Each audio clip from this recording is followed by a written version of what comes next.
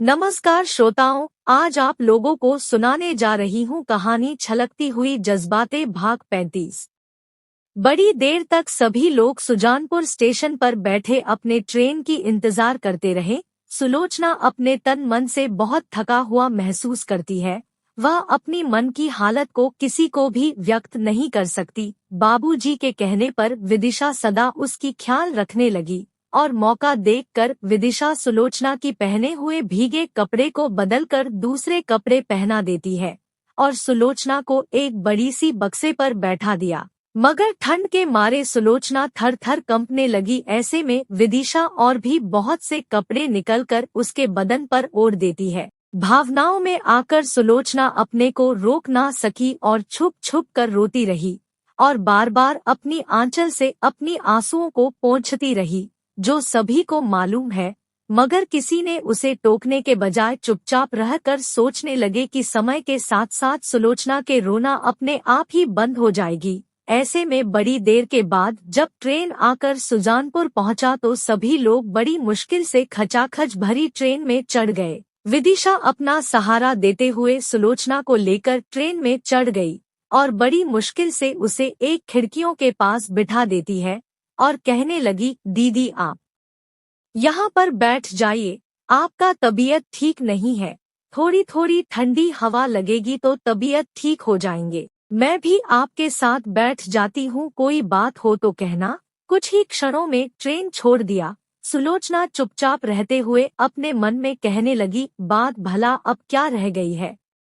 कहने को अब तो केवल एक ही बात है, मेरी पूरी सांसें मोहन को ही समर्पित है और उनके ही भावनाएं मुझे सताने लगी है, जो मैं किसी से व्यक्त नहीं कर सकती, किसी को समझा नहीं सकती और यह सारा कुछ मुझे अकेला ही सहनी होगी। ऐसे में अपने आंखें मूंदे बीते दिनों के ख्यालों में खो गई सुलोचना। ट्रेन अपनी निर्धारित समय में सुजानपुर स्टेशन से छोड़कर अपने गंतव्य स्थान की ओर चल पड़ी। सभी लोग अपने अपने जगह लेकर बैठ गए। खचाखच भरी भीड़ के बीच सुलोचना खिड़की के बगल में बैठी है। अपनी आंखें बंद करके बीते दिनों को लेकर तरह तरह की बातें सोचने लगी। समय होने पर सभी लोगों ने खाना खा लिया, मगर सुलोचना खाने को इनकार कर देती है।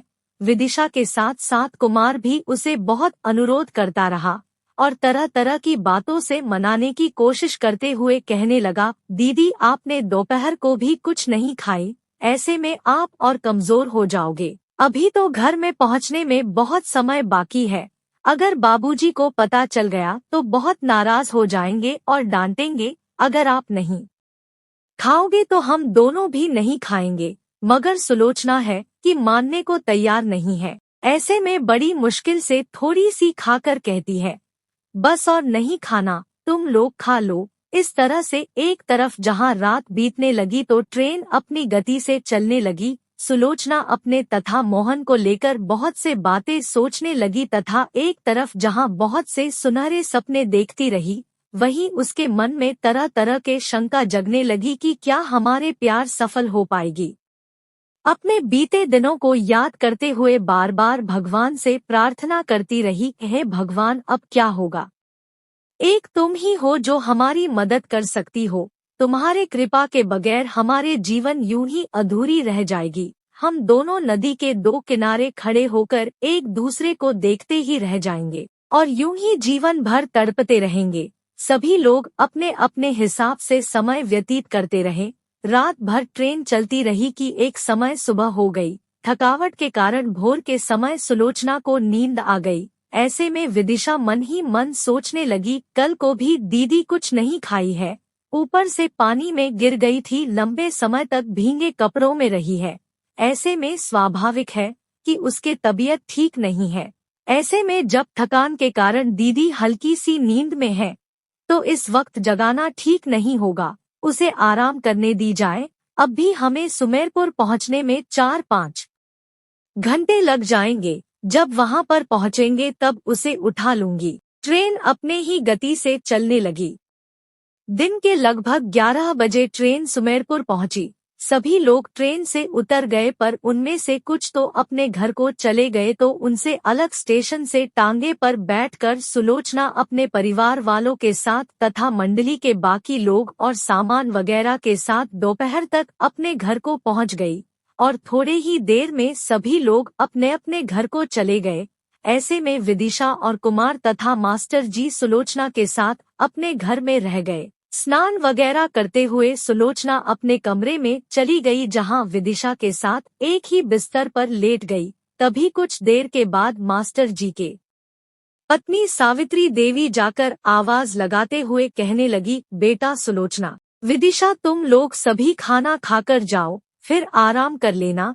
विदिशा अपनी माँ की आवाज सुन ली, परंतु सुलोचना सुनकर भी अनसुनी सी रह गई है और करवटें बदलकर लेटी रही। विदिशा उसे उठाने की कोशिश करती रही, मगर सुलोचना उठे बगैर केवल यही बात कहने लगी, तू जा खाना खा ले, मुझे भूख नहीं है, अच्छा नहीं लग रही है, मुझे आराम करने दे।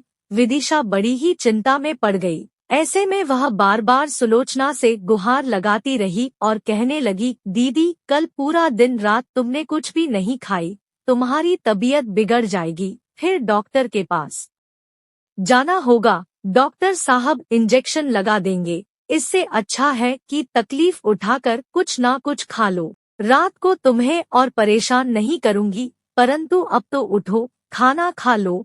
तभी वहां सावित्री देवी पहुंच गई और आवाज लगाने लगी। ऐसे में विदिशा कहती है, दीदी ने कल पूरा दिन, यहाँ तक कि रात को भी खाना नहीं खाई। आश्चर्य व्यक्त करते हुए सावित्री देवी उसे प्यार से सहलाते हुए कहने लगी, बेटा सुलोचना, उठकर खाना खा ले, नहीं तो तबीयत खराब हो जाएगी। बड़ी मुश्किल से उठकर सुलोचना खाना खाने को गई, परंतु वहां पर भी थोड़ी सी किसी तरह से खाकर कहने लगी, मुझे और नहीं खाना, बस। विदिशा सुलोचना की ओर ताकती रह गई, परंतु कुछ ना कह सकी। सावित्री देवी उसे मनाती रही, मगर कोई लाभ नहीं हुआ। सुलोचना उठकर अपने कमरे में चली गई, अपने बिस्तर में जाकर लेट गई और अपने ताकिए में मुंह छुपाकर रोती रही। बहुत देर तक रोते हुए अपने आप में सुलोचना को क्लांति की अनुभव होने लगी और उसे नींद आ गई। बड़ी देर तक विदिशा और सुलोचना दोनों ही सोते रह गई।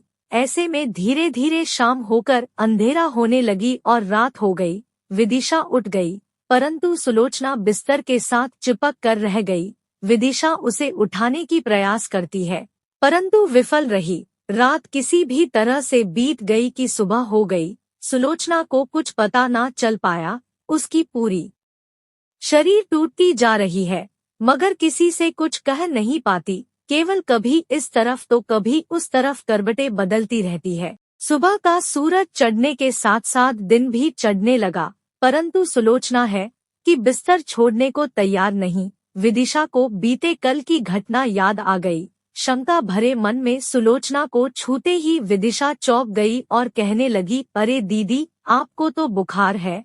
तभी आवाज लगाते हुए अपनी माँ के पास जाकर कहने लगी, माँ, दीदी को बुखार है। सावित्री देवी आश्चर्य व्यक्त करते हुए तथा भागते हुए आई। सुलोचना के पास आकर उसके बदन को छूकर तसल्ली करने लगी तो आश्चर्यचकित होकर कहने लगी, अरे सचमुच इसे तो बुखार है।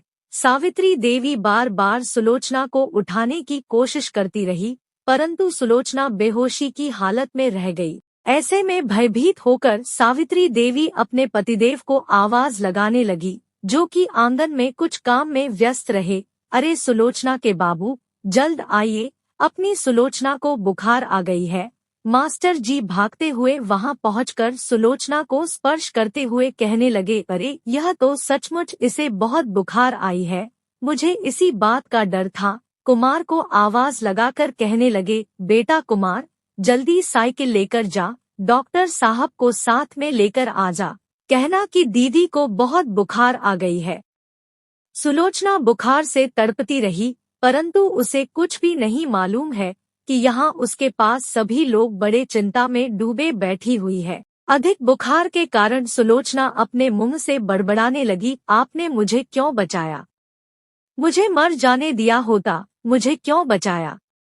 वह बार बार एक ही बात को दोहराती रही। सुलोचना की बातों से सावित्री देवी बड़े ही अचरज में पड़ गई, परंतु वहां खड़े विदिशा तथा मास्टर जी जिन्हें सब कुछ मालूम है, यह लोग चुपचाप रह गए। ऐसे में शंका भरी लहजे में दोनों की ओर ताकते हुए सावित्री देवी पूछने लगी, सुलोचना बार बार ऐसा क्यों कह रही है? तभी विदिशा संक्षेप में कहती है, असल में दीदी कल अचानक नाव से पानी में गिर गई थी, तुरंत बाद उसे डूबने से बचा ली गई। शायद यही वजह होगी कि उसे बुखार आ गई है। शंका जताते हुए सावित्री देवी पूछने लगी, तब तो बहुत सी पानी भी पी गई थी? जवाब में विदिशा कहती है, हाँ, पानी तो खूब पी गई थी। मोहन भैया ने उसे बचा लिया, फिर उल्टा करके पूरे पानी निकाल दिया था। शायद इसी वजह से उसे आज बुखार आ गई होगी। सावित्री देवी शंका जताते हुए कहने लगी, तब तो यह बात डॉक्टर साहब को भी बतानी होगी। शायद कुछ पानी वगैरह अब भी रह गई हो तो और ज्यादा मुश्किल में पड़ जाएगी। समाप्त। कहानी के अगले भाग के लिए हमारे साथ बने रहिए। धन्यवाद।